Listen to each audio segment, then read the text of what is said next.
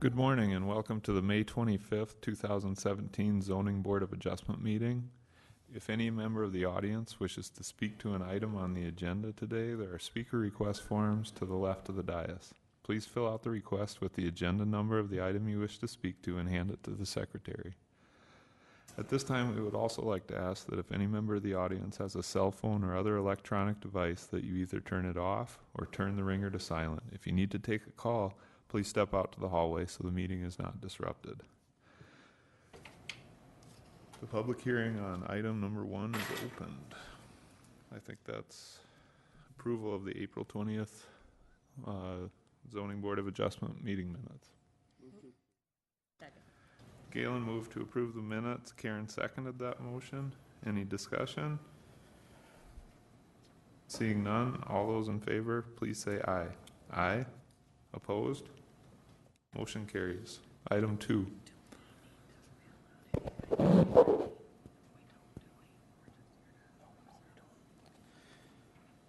Item number 2 is a variance request to reduce the minimum required side yard setback for a detached garage from 8 feet to 3 feet at a property located at 1104 West Boulevard North. Aerial of property showing it's zoned low-density residential district as our properties to the north, east, and west.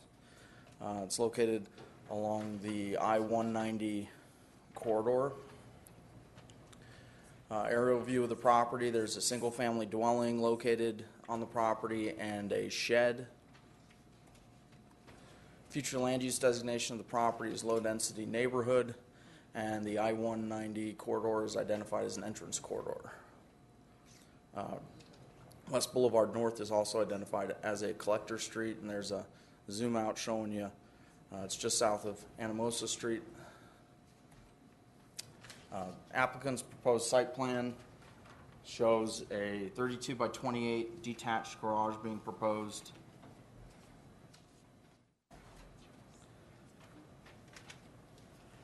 Located in the backyard and would be accessed from the existing driveway.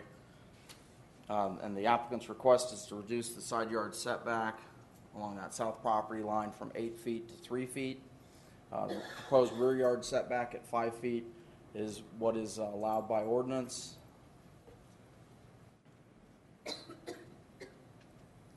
Elevation of the proposed garage. The intent of the zoning ordinance is to maintain a space between properties so that there's a minimum distance between structures on properties. Typically, there's an 8-foot setback with a 5-foot rear yard setback. There is a provision, though, that if the garage is set back 90 feet, there can be a 5-foot side yard setback. However, this one is proposed at being set back 80 feet. So if planning or zoning board is looking at supporting the variance request, staff would recommend a 8 or 5-foot side yard, which would be more in keeping with the zoning ordinance and would still provide that separation for maintenance and open space. In addition, we'd recommend 2 stipulations that the applicant, prior to issuance of a building permit, the applicant coordinate with the Rapid City Fire Department on using fire preventive materials, as well as having the shed removed. Otherwise, the garage and the shed exceed the footprint of the existing dwelling, and they would need to obtain a conditional use permit to allow an oversized garage. However, staff is recommending that the variance request be denied due to the fact that the applicant could construct a smaller garage or remove the existing shed and move that proposed garage to the north a little bit and meet those setbacks. Here we have an elevation of the existing dwelling, looking south on West Boulevard North, looking directly to the west and the I-190 corridor. Looking to the north and the bridge at Anamosa Street, across that I-190. Houses to the north along the street and to the south. And then looking at the side of the house, and the garage would be located to the rear. The applicant is here to speak to this request, and there are some photos of the existing neighborhood and conditions in that neighborhood, which show a lot of detached garages located close to the property line. That's the type of issue we're trying to prevent with this application. So staff's recommendation is to deny. However, if the zoning board sees fit, we'd recommend a 5-foot setback. Are there any questions for staff at this time? Thank you, Fletcher. I don't have any lights up. Any questions, comments from the staff on this? Or commission? John?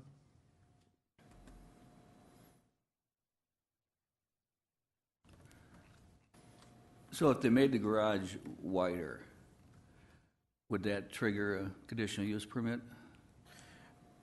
Currently, the stipulation of approval we'd recommend is that they remove the shed before they get a building permit, or they'd have to obtain a conditional use permit to allow an oversized garage. If you made the garage, got rid of the shed and made the garage wider and it was larger than the footprint of the house, then it would require a conditional use permit. What are the numbers? How close are they? I don't know that I have specific numbers that I can grab.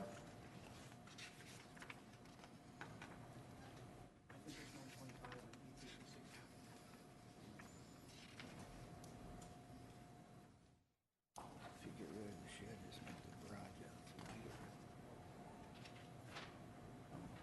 Without having the setback reduction. Other than the access into it.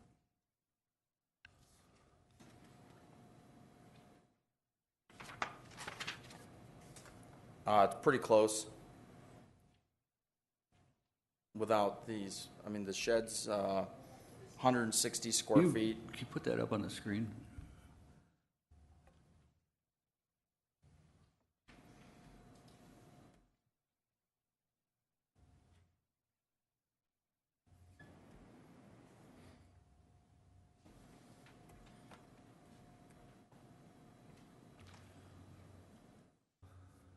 So that's 10 by 16, Yes. 160 square feet.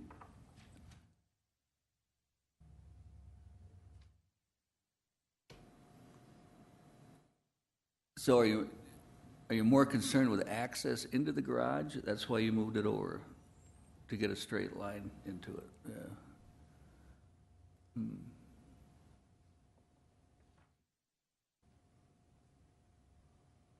Okay, I'm done.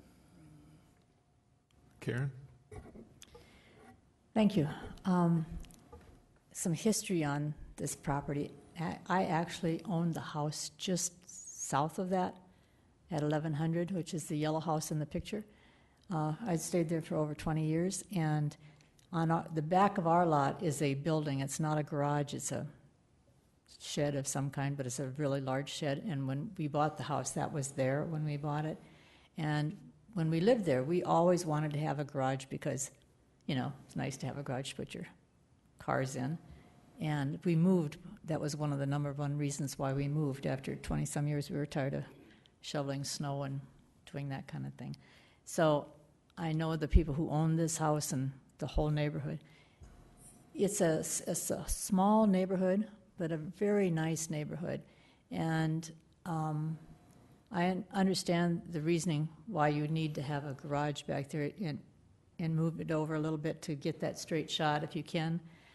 I think if you had the garage and the storage shed there together, that'd make that an awfully small backyard. I mean, the backyards aren't that big to start with, I don't think. Personally, I think that we should give this applicant a variance to some degree so he's allowed to use it. I think I would agree with the 5-foot if we can agree to that and make it a 5-foot setback. I guess one question I do have, I drove by there the other day just to see what I could see, and there used to be a hedge of spirea bushes on our side and on a chain link fence, and I don't know if those bushes are still there. They are? Okay. I couldn't tell from just driving by. And there's a giant tree in our former yard. It's huge, so it looks congested back there, but I don't think a shed would hamper, a garage would hamper the availability of use in that area. So I guess what I'm saying is I'm supportive of a variance of some kind, and my recommendation is to have the 5-foot setback. That would kind of better meet the ordinance as it stands today. So that's my recommendation on it. Galen? Yeah, I agree with you, Karen. I think the 5-foot is a good compromise if the owner is willing to do that. That was the first thing that I saw when I thought we could do this. And then we have to grant another variance to allow, I think that's what you said, we'd have to grant a variance because it's only 80 feet back instead of 90 feet back. So I think that's the direction I would like to see going. And going back to that lot coverage and the numbers there, so I'm so confused why we have to demolish the shed. Is it we're exceeding the maximum lot coverage or something like that? They're allowed a maximum of 1,500 square feet of garage or storage area, or no larger than the dwelling, footprint of the dwelling. The total square footage for the proposed garage and the shed would exceed the footprint, the size of the footprint of the dwelling. So if he wanted to keep it, he'd need to go through a conditional use permit to allow an oversized garage. The garage is 1056, is that what I see? Mr. Chair, Yeah, Vicki? so I did the numbers, and the garage and the shed together combined exceed the footprint of the building, of the residence, by 71 square feet. So granting the variance today, if the applicant chooses to leave the shed, would require that he come back to you as the Planning Commission to seek an oversized garage storage area space. If it is your desire to grant the variance to allow a 5-foot side yard setback, the stipulations would then be that he either remove that portion of the shed or downsize the garage not to exceed the footprint of the residence, or obtain a conditional use permit for an oversized garage. And then he could choose later which one he wanted to do. Okay, thanks, Vicki. Galen, you finished? Is the applicant here to maybe weigh in on some of these? I guess, just wondering how you feel about the 5-foot instead of 3-foot. Over the weekend, as Fletcher mentioned, I took a bunch of pictures, kind of laid it out in my backyard, and through the process, we felt that a 5-foot setback for the garage would be a reasonable compromise. Also, in the end plan of what we intend for the backyard, the ultimate plan, Fletcher, could you bring up the aerial for me?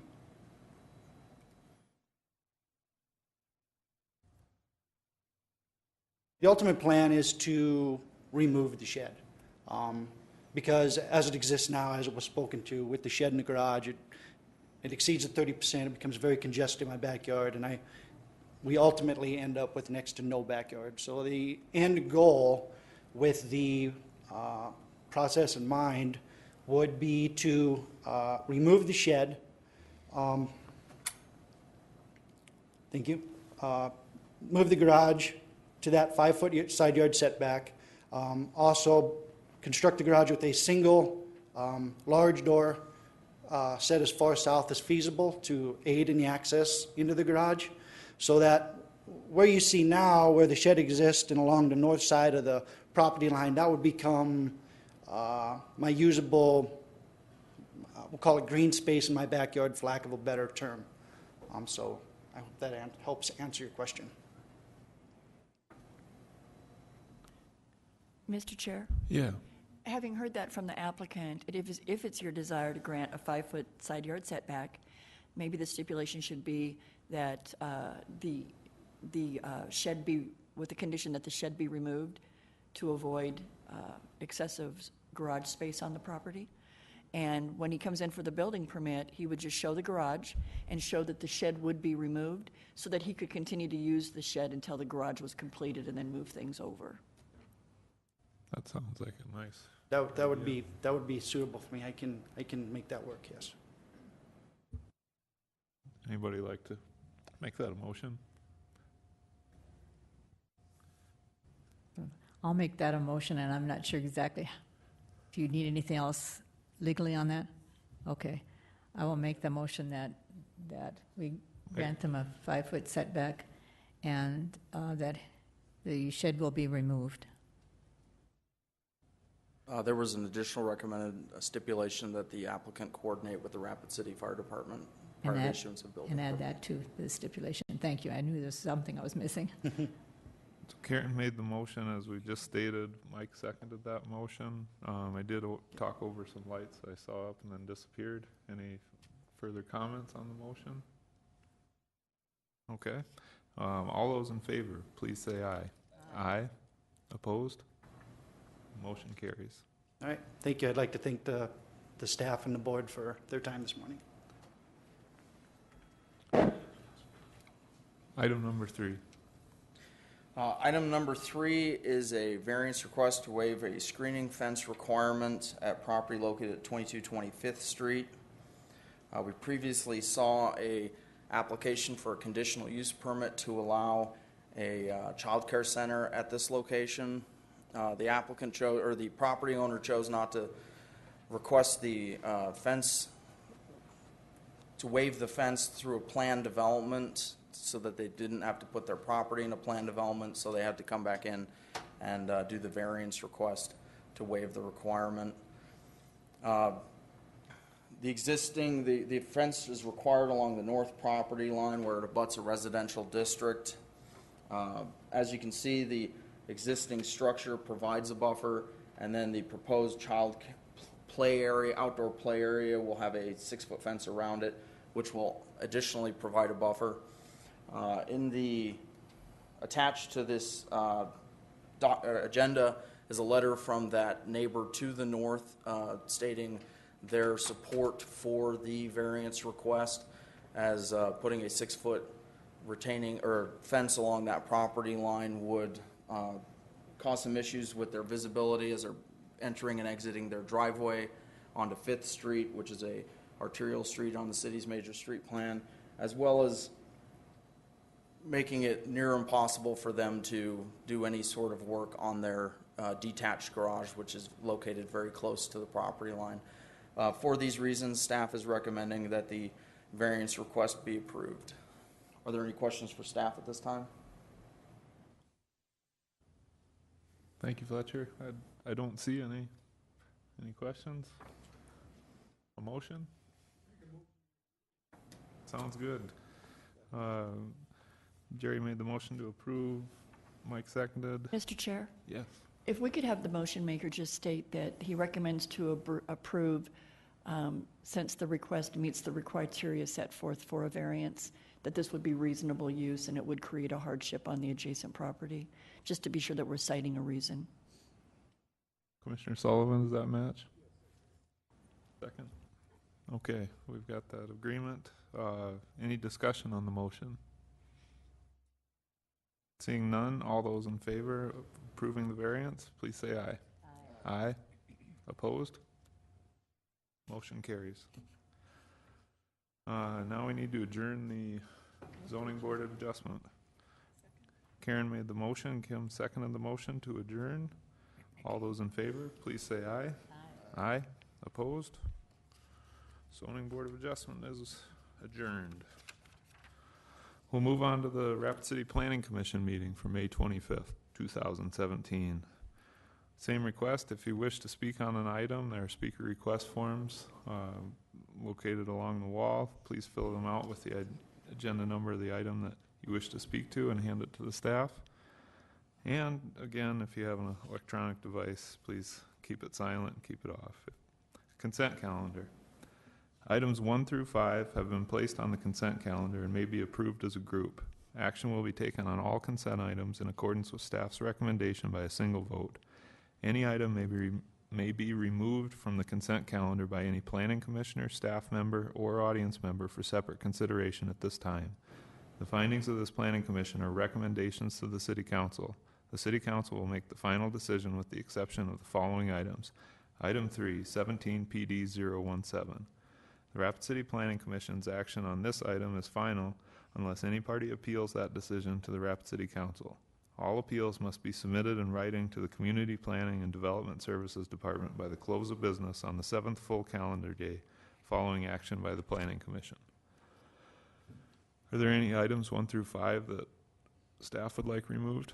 Item number 3, please.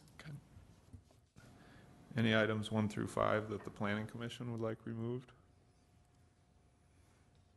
And any items 1 through 5 that the audience would like removed? Chair would look for a motion then to approve the consent calendar with the exception of item number 3.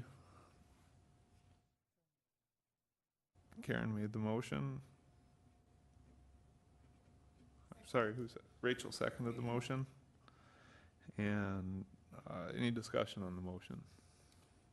All those in favor, please say aye. Aye. Opposed? Motion carries. Item number 3.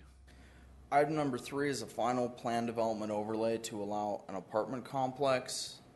Property is located on the west side of Haynes Avenue, north of the intersection with Auburn Drive. Property is currently zoned medium-density residential district. Multifamily dwellings are permitted use in that district. The reason for the final plan development is that there are 4 primary structures proposed in lieu of 1.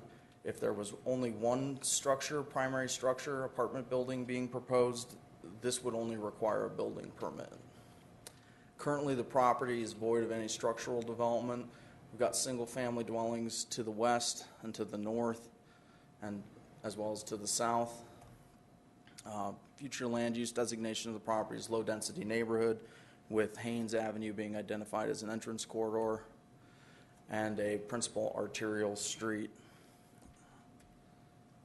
Here we have the layout of the proposed apartment complex. We have 4 apartments with 12 units in each apartment for a total of 48 apartment units.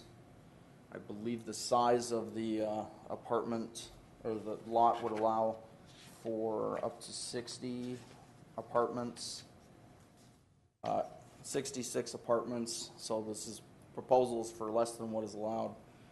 In addition, we're showing some 4 garages, which are accessory structures, with a total of 20 parking spaces in those garages. Access off of Haynes. The applicant is not asking for any exceptions from the area regulations. Here we have the landscape plan. Proposed landscape plan is in compliance with the landscape ordinance. Elevations of the proposed apartment buildings, 3 stories, height of 35 feet at maximum. View looking into the property, you can see the single-family neighborhood west. The sign is posted on the property. We also have some heavy tree cover along that south property line. Looking north along Haynes Avenue. That's looking property to the south. South along Haynes Avenue, and then view to the south and east, directly to the east and to the northeast. Staff is recommending that the final plan development be approved with stipulations noted in the staff report. There was 1 letter of opposition which was received by staff. However, it referenced a covenant agreement which the city does not enforce for a subdivision which this property is not in. There are some speaker request forms, and the applicant is in the audience to answer any questions. Are there any questions for staff at this time? I don't have any lights up unless someone wants to get in, and we'll go to the public comment. Curtis Prevost. Hopefully I got your... Please excuse any mispronunciations. Thank you for giving me the time to speak here. I'm the owner of the property that's north of this proposed apartment complex. I have read through the applications, and of course they meet all the standards. And I guess my concern mainly is there's a natural drain area right through the middle of the property going right in front of the trees. I'd like to make sure that that's addressed, because if it does not, it, of course, it's going to drain over my property, which will not be a good thing for me. The other thing is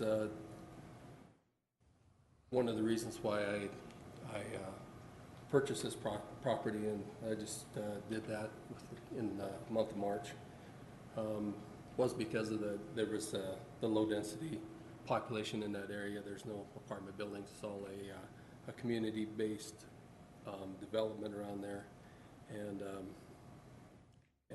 adding apartment complex. If I knew that was going to happen, there's no way that I would have purchased that property. The idea is to create a little space, but still be close to the city limits. And as a homeowner in the area, of course they are. There's a lot of even Harvard's put out a paper to discuss why you should be able to put an apartment complex in an area in the subdivision, which is one of those things that you do. But basically it does. I don't feel it helps the community by putting a property there. It's not a desirable thing for the people in the subdivision itself. And also if you look at the use of that area, yeah, it's going to create more space, more people, places for housing, but it's not, quote, affordable. It's going to be affordable housing because it's a business deal. If it's apartment complexes aren't always there for the community. They're there to make money for whoever's putting it up. You get your return on investment within 5 years. So to add that to a little community development, I think it's the wrong direction that the Planning Commission should go. One of your duties is to create a area where you want people to come in from other places and a desirable place to purchase a home and be a member of the community.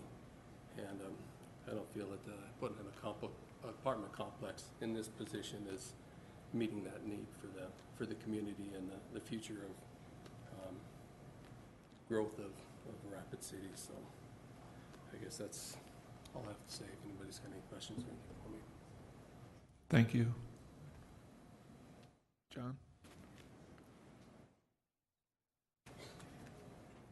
Can we have the overhead put up?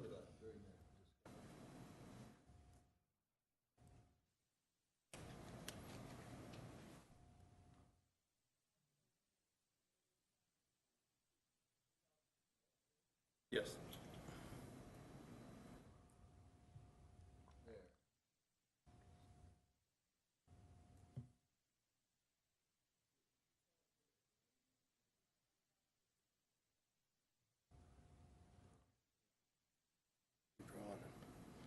It's just longer.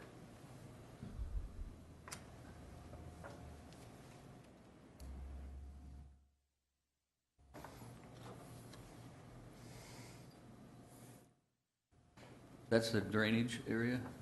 Yes, and there's a.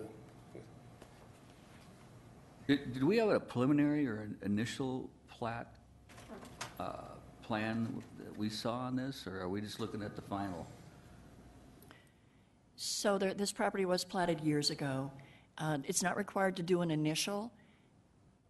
They brought this one in as the final, and as a part of that, you'll see in the stipulations and the advisories, they'll need to secure a building permit, and as a part of that, a full drainage and grading plan will be submitted to engineering for full review. He will have to address that as a part of the development of this site before he can get an approved building permit.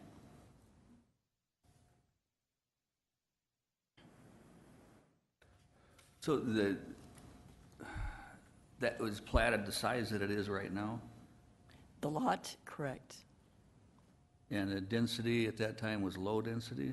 Medium density. This has been zoned medium density residential for years. When this was brought in, it was anticipated that this strip, and you kind of saw on the zoning map, there was an area along Haynes Avenue that was zoned medium density residential with low density residential to the west, with the anticipation that that would allow for multifamily development to create that physical buffer between the traffic on Haynes Avenue and Arterial Street and the single-family residential to the west. So that was actually zoned medium-density residential before the property to the west was zoned low-density residential. Okay, thanks. I've got another speaker request form from Charlene Rodriguez.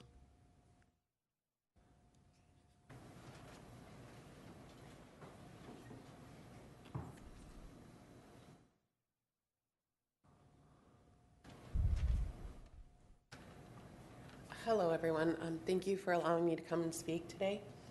I live on, actually, I'll share a corner with kind of that drainage area. So I'm just kitty corner from this lot. And we purchased the home 2 years ago. It took us 10 years to get into a situation that we could afford it and get out of apartment living. So we were really excited to be there and really devastated when we received this notice. My home has a complete privacy fence on it, so having a three-story apartment, four three-story apartments right against that is going to give up all the privacy that we have in that fenced area, and I think it'll have a very negative impact to the quality of life that we have in that outdoor area, and an impact on my children as well. And I think it's going to have a negative impact on the property value. Obviously, we just bought it, so we don't have a lot of equity in it, and putting apartment buildings that close is definitely going to impact us. Honestly, we don't live near that. So I'm sorry, I don't know exactly what to say in these kind of situations, but I'm just speaking from my heart. And it means a lot to us because it took us so long to get into a home. Thank you. Thank you. Next speaker request is from Jonathan Mack.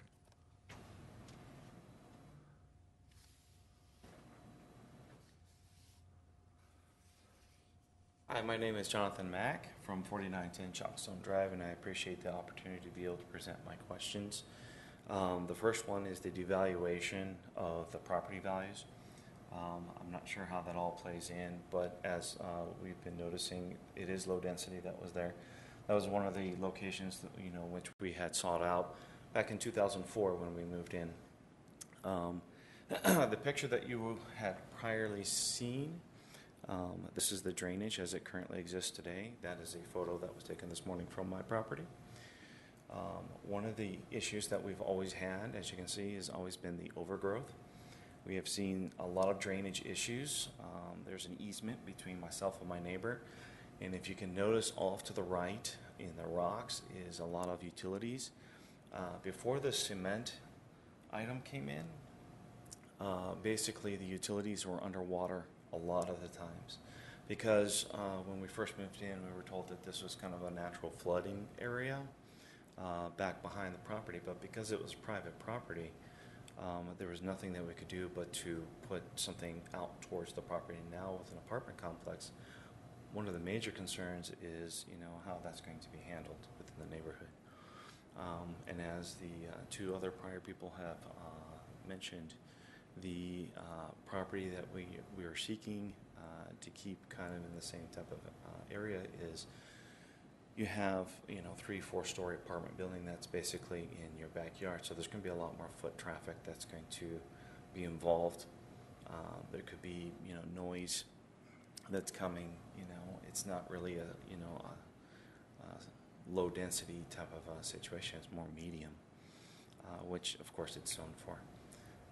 The other is the road that is behind there is 35 miles per hour until you get to Auburn Drive, and then it increases to 50.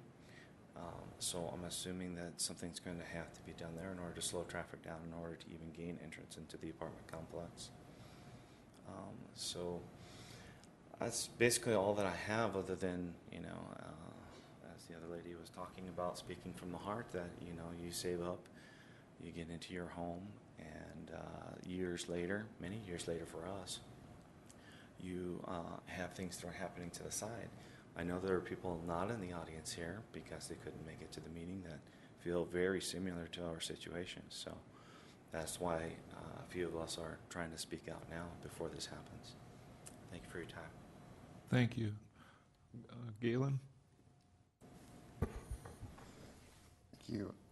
Is there a privacy fence as part of this apartment complex? And that's not a requirement, but is there plans for a fence surrounding the property that would help provide a buffer between the two neighborhoods? No, there aren't. There is not. It's not required. The applicant is in the audience if you have any questions or comments that you'd like to visit with him about. Okay. Karen? Thank you.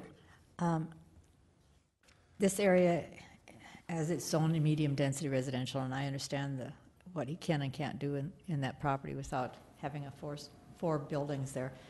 A while back, we allowed apartment buildings just south of there on the corner of Country Road and Haynes. And as I've driven up there recently, those apartment buildings are huge. You know, when you come into that area, and excuse me, and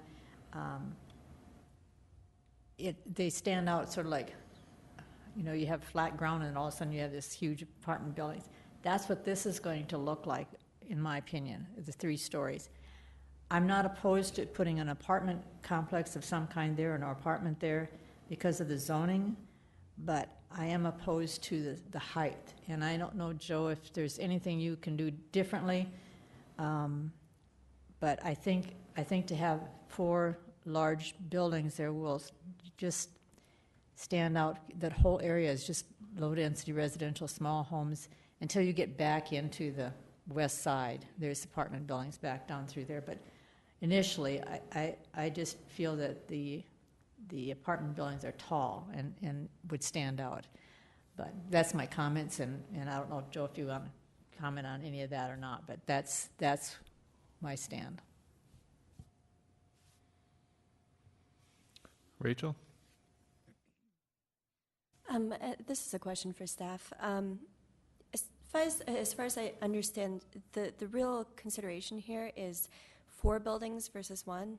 So they could have one large 3-story building with 66 units, or they could have 4. We could approve, instead of a large 66-unit building, we could and they would only need a building permit for that, right? Okay.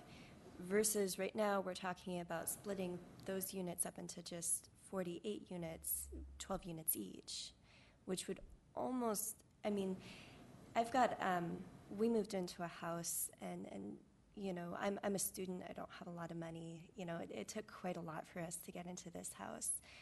And it's in a beautiful neighborhood, very modest but beautiful neighborhood, and they put up a 4-plex on 2 lots. And it's huge. It looks so huge compared to the rest of the houses, so I can really empathize. But if I could have 4 smaller buildings versus 1 large building, I would definitely take 4 smaller buildings. So I almost see this as an improvement over what could be done with no approval from us. So I'm actually in favor of it. Thank you. Further questions, comments from the commission?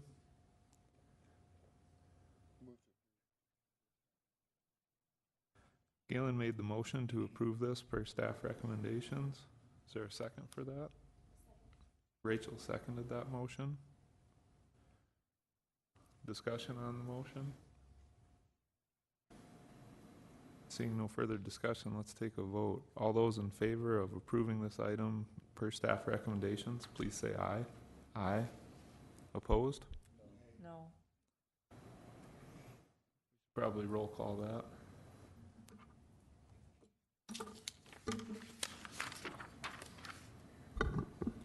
Braun, Aye. Bowman, Caesar, Gallagher, Herr, Hookstadt, Quasny, Schmidt, Sullivan.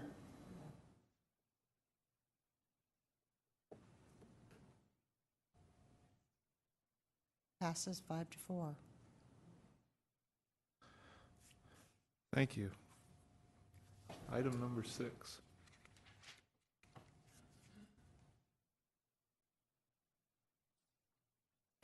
Thank you, Mr. Chair. Item number 6 is a conditional use permit to allow an on-sale liquor establishment along 7th Street next to the Tinderbox in conjunction with a full-service restaurant. This is going to be beer and wine only, a Cajun restaurant.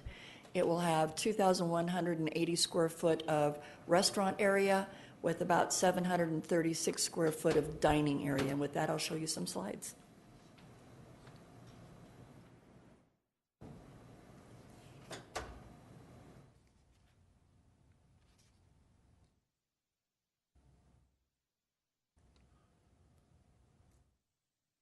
The property is currently zoned Central Business District. No parking is required as a part of that. You might recognize that this is the portion of 7th Street that currently houses Summer Nights.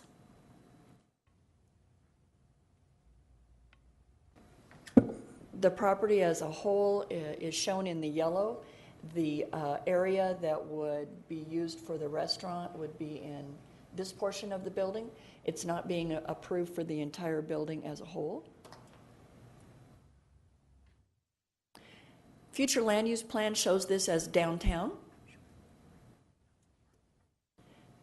We have arterial streets to the north and to the south of this property. 7th Street is a commercial street. The hatched area at the top is the area that would be the footprint of the restaurant. You can see Tinderboxes directly to the south. This is looking at the front elevation of the building. The on-sale liquor sign has been posted. The art alley is directly to the south of this property. That's a picture of Tinderbox to the north. This is a picture of Tinderbox to the south. They do have a cafe, sidewalk cafe permit on Tinderbox. In visiting with the applicant for this cafe, they are aware that in order for them to also enjoy a sidewalk cafe, they would have to submit for a sidewalk cafe permit. Those are administratively reviewed and approved. It would not require that they come back to you to extend the on-sale liquor. State law allows that to be expanded automatically into the adjacent right-of-way if the municipalities approve a sidewalk cafe. Looking across the street at the commercial building, this is looking south on 7th Street and north on 7th Street. This is the area of our city that it is encouraged to have our on-sale liquor establishments, especially when they're in conjunction with uses such as a restaurant. The use is standard. It'll be open Monday through Sunday with limited hours on Sunday. It will give employment opportunities for our community as well. We have not had any opposition to it. We have several inquiries and several people noting that they are anxious to have some good Cajun food in Rapid City. I'd like to note that the applicant currently has a restaurant open in Sturgis, so this will be her second location. With that, we're recommending to approve. The stipulations have been attached to the project report. Thanks, Vicki. Questions for staff? Comments? All right. Karen moves for approval with stipulations. Kim seconds that motion. Discussion on the motion? Seeing none, all those in favor, please say aye. Aye. Opposed? Motion carries. Item number 7. Item number 7 is a conditional use permit to allow a child care center located at 1601 Campbell Street. property is zoned general commercial district with some residential to the west, general commercial to the north, east, and south. There's an existing strip mall located on the property. There's existing screening along the north and this south part of the property line today, which is required and is being provided, fencing and landscaping. Future land use of the property is mixed-use commercial, and Campbell Street is identified as an arterial street on the city's major street plan. To the north, we have some green space, polo fields, and parks, which is one of the things we review as part of the conditional use permit for a child care center. This shows landscaping and the proposed outdoor play area. There was some concern with staff regarding child care center located in the strip mall. However, there is a existing church located in the strip mall, which the child care center is affiliated with, and the proposed play area is located on the west side of the building with some residential uses on that side rather than on Campbell Street, with north being this way. On Campbell Street, which is an arterial street on the city's major street plan. So taking that into account, the location, the fact that it's affiliated with a church that's located in the building, and that it certainly helps with our review. In addition, the child care center is proposed to provide care for up to 20 children with 5 full and part-time staff. And the hours of operation are 24 hours a day, 7 days a week. The idea being that this is providing child care for families with non-traditional work hours, working at nights, and they need somewhere that the kids can go while they're working. And so it's a service being provided for underprivileged families.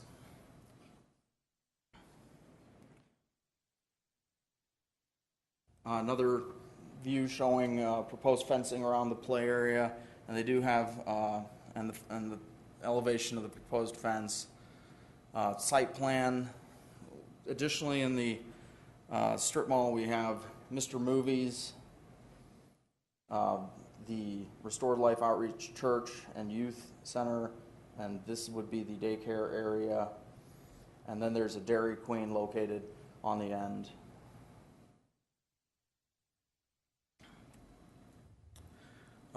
View of the proposed space with the sign located in the window, showing the Dairy Queen, the church, Mr. Movies, development on Campbell Street on the east side, looking south along Campbell and to the north.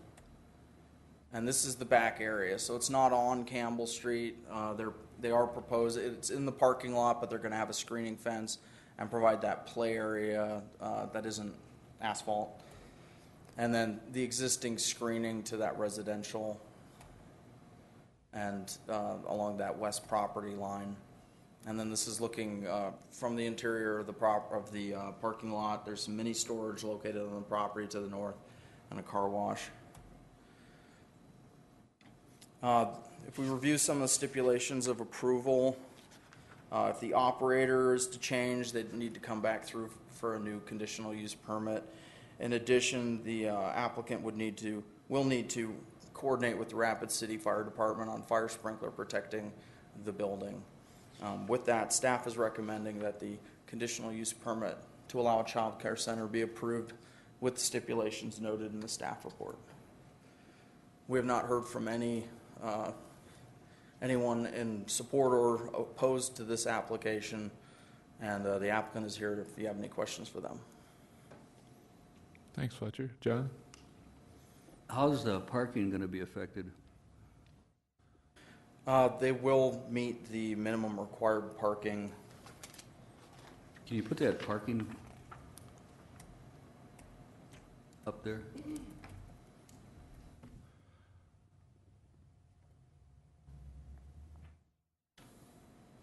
So there seems to be a lot of spaces. So why were there so many created? Was that the minimum, maximum, over the maximum? when the building was built? I'm sure they were meeting what was required when the building was built, depending on the uses. Once you put a church in there and some of these other uses, it kind of reduces the amount of parking that's needed, especially with a child care center where it's 1 per staff and 0.1 parking spaces per child. Okay, thank you. Darla Drew? Thank you so much, Mr. Chair. I have a couple of questions for the owner. If you could just come up to the podium. If you could state your name Victoria Lincolnshire, and your address. 1601 Campbell. Thank you. First of all, thank you. I know that there are so many parents out there that are looking for those non-traditional hours. Can you expand on that? Tell me what the hours will be? It's going to be 24 hours. 24 hours. Okay, that's pretty amazing. I'm sure that there's people out there that work nights that will really be benefited from this project. And as far as the outdoor play area, do you know how large it's going to be? Is there any kind of a minimum for daycare, night care areas? We actually went way over the minimum because when I went out there and looked at what the minimum was, I was like, there is no way I'm putting kids on that. Like, they needed more room to run than just the minimum. It wasn't enough. I mean, maybe in an inner city or something where you had no choice, but Yeah.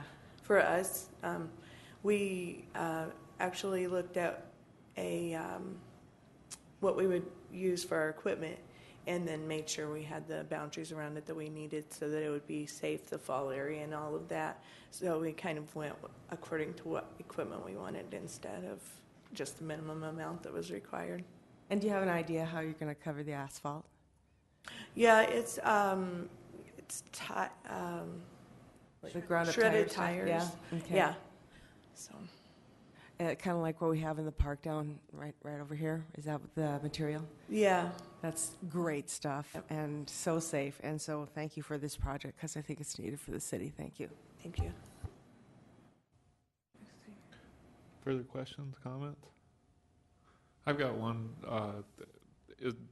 Is there a door directly to the enclosed play area? Or do you have to sort of exit into the parking lot and then into the play area? You do have to exit like onto the sidewalk, and then we'll walk along the sidewalk, but it's very close. It's not very far at all. Okay. So they'll come out the door and then onto the sidewalk and then walk along. Okay.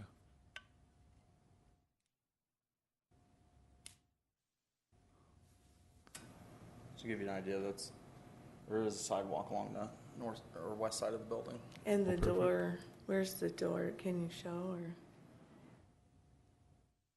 anyway?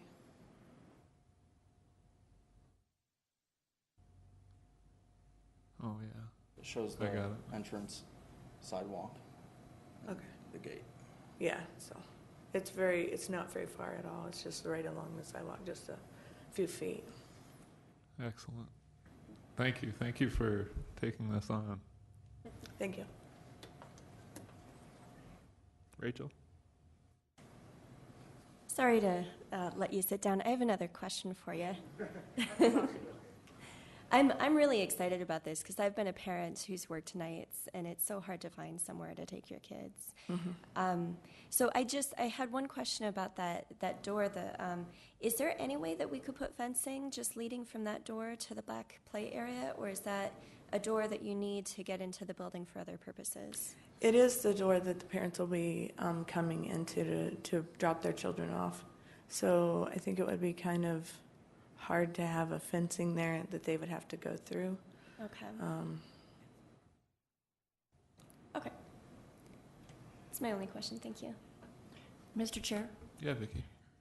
when staff reviews requests to put child care centers in commercial strip malls, it's very difficult. The things that we want to make sure that we're looking for before we can bring a recommendation to approve is that there is sufficient parking, a safe drop-off zone, that the area of the outdoor play is secluded to the greatest degree possible to the balance of the parking, that there is that secure fencing. And then we look at the other uses in that strip mall. Is there a casino? Is there a restaurant that has on-sale liquor? We want to make sure that the safety and safekeeping of those children is the highest priority.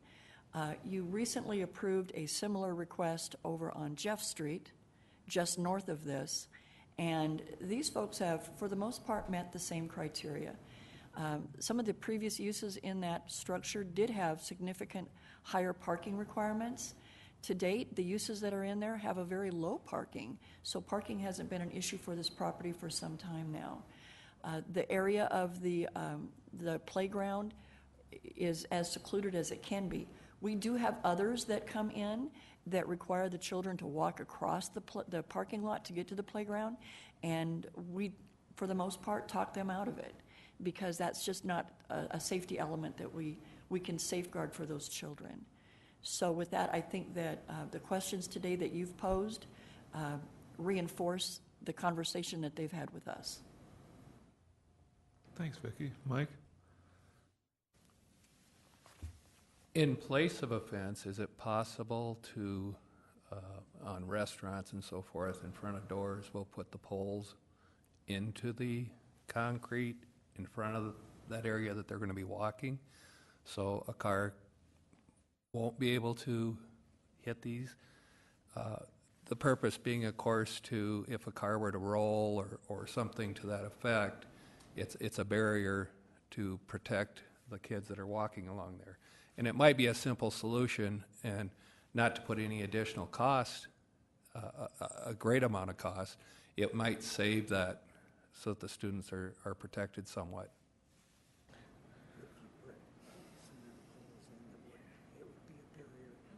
Just to clarify, I'm guessing this sidewalk has a raised curb to it that acts as a wheel stop, or is it same grade? Okay, for the first question about the poles, I think that's something that we would be able to do in order to keep the kids safer. And then, I'm sorry, I didn't even hear the second question. Don't worry about it then. I'm really sorry. If you're willing to do the polls, I don't. Okay. Doesn't look quite like a curb, looks more like a roll. So with this conversation and the applicant concurring with putting those safety poles, a stipulation could be added that they, upon submittal of a building permit, that they work with staff to coordinate the placement of safety poles to safeguard the children walking from the daycare to the playground area. Sounds like a good suggestion. Thanks, Mike.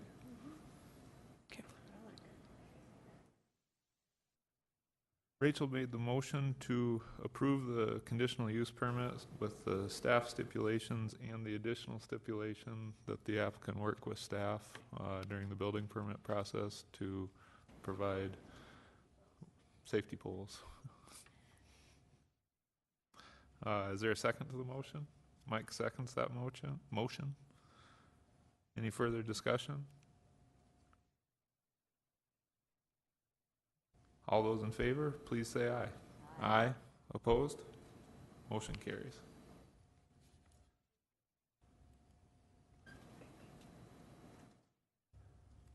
Councilwoman Drew. Are you going to discuss item 7, or are we at the end of the agenda? I think we just finished item 7. I think we're at the end. Yeah, all right. So I would just, in the discussion items, I would just like to make a couple of comments. Thank you, first of all, for having this meeting be an hour. I have had some comments from people that not only attend these meetings, but are in the audience, people that are in construction or real estate businesses that are concerned about the 2-hour, 3-hour meetings that have happened here in the last few months, because they simply can't stay. You know, they can't stay past 9 or whatever. They have business obligations. So I just want you to maybe think about getting together as executive committee, making a few changes to the meetings. I'll throw out some ideas. You guys do your homework. I mean, there is no question about it. You pretty much know what's happening when you get in here. Maybe staff time could be reduced a little bit as they explain what you're voting on. I don't know. That's just an idea. Maybe you do need more information, but you guys really seem to do your homework, and maybe you could make some time concessions on that. Maybe limit the comments from the audience to 3 minutes like we do at council by, using that little light apparatus there. Just flip it on when they start talking. That way you kind of limit the amount of time they can take from your meeting. And when we're at council, this is a change we made just 2 years ago, and that was to limit the council people, our time to 5 minutes total on any subject. And that time is usually, see, it counts down right there. And so you know how much time you have. In fact, you can buzz back in if you have more time, and then if you have some more questions, if you didn't use your entire 5 minutes, you can come back in for 2 minutes. But it's just some ways that we use to keep those time constraints on our meetings. And I think this is an early morning meeting because you have people in the construction field that need to get to work. And I would guess that's the same as for a lot of the commission members. So maybe the executive committee could get together and think about some of those things as ways to shorten the meetings and make it possible for everybody to stay till the end. Thank you. Good suggestions, thank you. Further discussion items, staff items? All right, look for a motion to adjourn. All right, Commissioner Sullivan made the motion. Karen seconded it. All those in favor, please say aye. Aye. Aye.